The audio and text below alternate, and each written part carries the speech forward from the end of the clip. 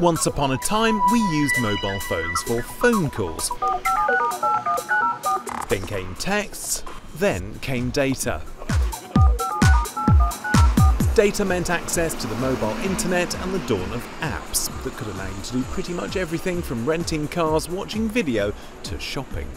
But the very networks that have allowed this huge technological change could be missing out on the spoils.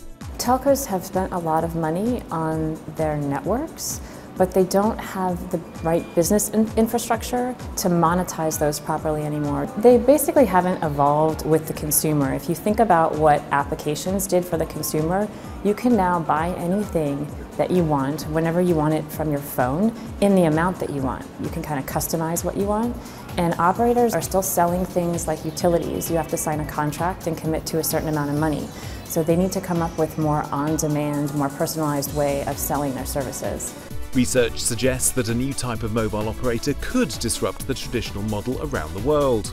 75% of consumers would buy their mobile services from an Amazon or an eBay or another type of digital company versus buying it from a traditional carrier, because those are the brands that they like to interact with. New entrants mean competition, which may be great for consumers, but not so great for the bottom line. They have nothing to compete on other than price, and the competition just keeps basically driving the price down to zero.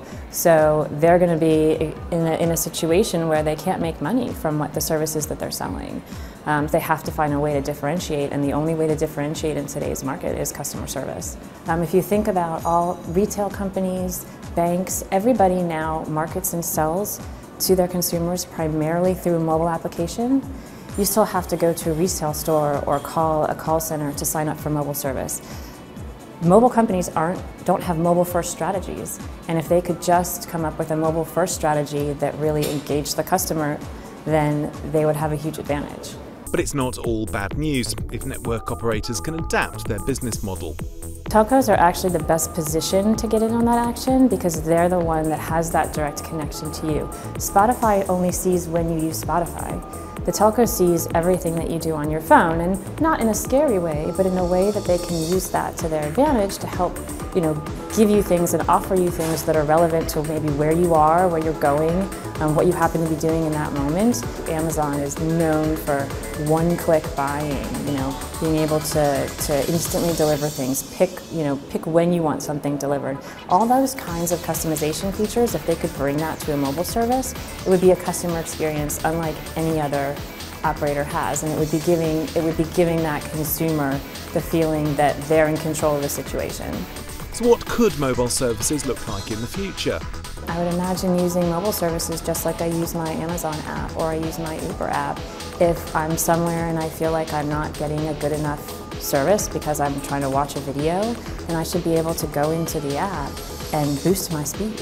And yeah, I might be paying a little bit more for it, but I'm going to say, all right, I'm going to pay $5 right now for the next hour to be able to watch this video without getting jitter or without getting, the spinny little circle going. And what happens if nothing changes? If they don't react to this, they're at risk of becoming a commodity, of really being a utility provider only and not really being able to monetize the thing that they've invested in, which is those networks. And many of them are continuing to evolve their network from 4G to 5G. Those investments have to be monetized. They need to create a customer experience-based value proposition that doesn't have anything to do with the price you're paying per gigabyte. Because we've seen it in the US, you're seeing it in Europe.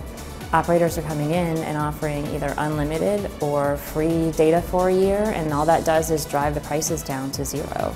And then they're left in a zero-sum game. How are they ever going to make any money?